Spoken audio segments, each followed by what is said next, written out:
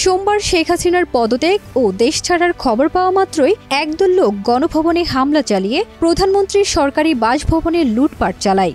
এ সময় লোকজনকে গণভবন থেকে সবজি, মাছ, মাংস, চেয়ার টেবিল সহ বিভিন্ন জিনিস নিয়ে বের হতে দেখা যায়। অনেকে নিয়েছেন টেলিভিশন, ঘড়ি, লাগেজ, ঝুড়ি, এমনকি কাপ পিরিচও। কাঁধে বা রিকশায় করে এইসব জিনিস নিয়ে গণভবন থেকে বের হচ্ছিলেন তারা। এ সময় এই ডাকাতি ঠেকাতে ভবনের বাইরে একদল যুবককে দেখা যায়। তাদের হাতের প্লেকার্ডে লেখা ছিল, রাষ্ট্রীয় সম্পদ চুরি করবেন না। গণভবন থেকে লুট হওয়া অনেক জিনিসপত্র তারা সংগ্রহ করে এক জায়গায় রেখেছেন। জিনিসগুলোর মধ্যে রয়েছে চেয়ার, টেবিল, সোফা সহ অন্যান্য বস্তু।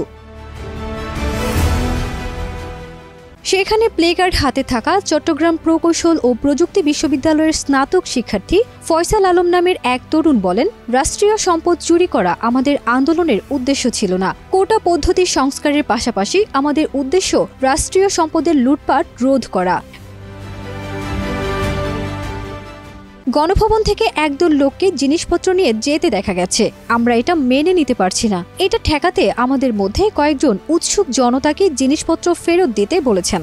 অন্যরাও এখন আমাদের সঙ্গে যোগ করেন তিনি। ফয়সাল আলম আরও বলেন, এখন অনেকেই আমাদের ডাকে সাড়া দিয়ে গণভবন থেকে নেয়া বিভিন্ন জিনিসপত্র ফেলে যাচ্ছেন। সবার কথা মাথায় রেখে আমরা সেগুলো এক জায়গায় জড়ো করছি।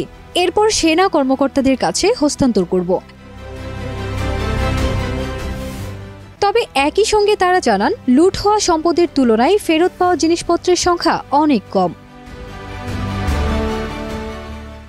আসবাবপত্র ছাড়াও হাঁস, মুরগি, ছাগল, মাছ, নারকেল, গাছপালা, ফুল এবং আরও অনেক কিছু লুট হয়ে গেছে গণভবন থেকে। ফারজানা নিকিতা, দেশ রূপান্তর।